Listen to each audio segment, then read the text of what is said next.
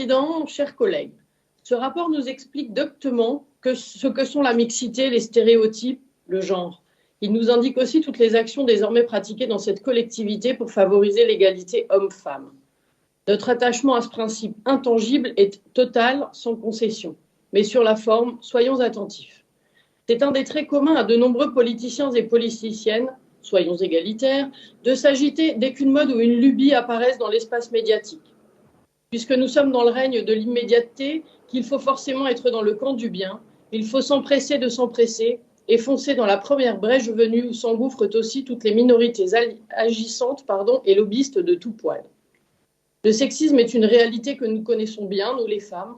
Nous savons que la situation de certaines d'entre nous est compliquée et même trop souvent dramatique. Et la défense d'une juste cause ne doit pas être dévoyée par le politiquement correct et le sexuellement acceptable. En lançant certains projets, en soutenant certaines structures et associations, n'êtes-vous pas en train de nourrir une machine à broyer, un nouvel ordre moral qui accuse et dénonce à tout va? De MeToo à Balance ton porc, nous avons vu les effets, les bienfaits de certaines actions, c'est indéniable, mais aussi beaucoup de dérapages.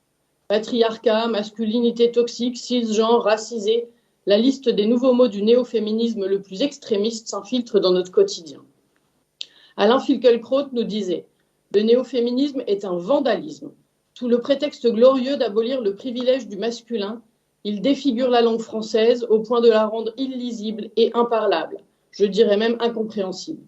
Le combat pour l'émancipation achève sa splendide épopée dans l'insondable bêtise d'un bégaiement obligatoire.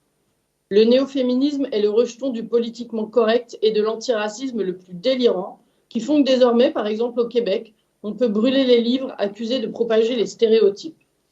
Tout ce mouvement venu des campus américains trouve son aboutissement avec la cancel culture, qui cherche à faire disparaître toute opinion qu'elle estime illégitime.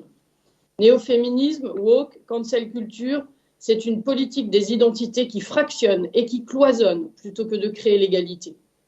Sylvain Tesson, à qui vous consacrez d'ailleurs une exposition à la Maison de la Région à Strasbourg, et je vous en félicite, nous dit: et voilà qu'aujourd'hui, avec une autosatisfaction inouïe, des technos persuadés que la Terre a attendu leur venue au monde pour commencer sa rotation voudraient transformer la langue française, vieille dame punk. Je vais réformer la langue fleurie par Marie de France, stabilisée par les Valois, soulevée par Rabelais, solennisée par Racine, déliée par Marivaux, polie par Montesquieu, enluminée par Hugo, illuminée par Rimbaud, stratosphérisée par Breton, électrocutée par Céline, solarisée par Camus, évangélisée par Mauriac. Je vais la réinventer, moi, totalement, Madame Michu de l'écriture inclusive et moi, Monsieur Jourdain de la vigilance lexicale.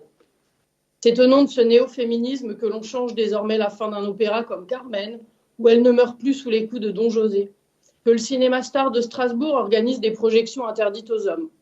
Il faut donc être très vigilant pour que ces militantistes destructeurs de la République, de notre histoire, de notre culture, de notre identité, de nos valeurs, ne polluent pas les bonnes actions. Dans les projets que la région souhaite soutenir, vous devez toujours vérifier l'universalité et l'égalité des projets proposés. Rappelons qu'au départ, le féminisme se voulait le porte-parole de toutes les femmes. L'égalité homme-femme, c'est permettre aux femmes de se promener dans la rue sans être inquiétées, d'entrer dans le café de leur choix, de mettre réellement en place le principe à compétence égale, salaire égal, de promouvoir les femmes pour la qualité de leur travail, reconnaître leurs valeurs dans la société, punir sévèrement les violences qui leur sont faites. Et vous le savez, la cause des femmes est une des priorités de notre mouvement et de notre candidate Marine Le Pen. Je vous remercie.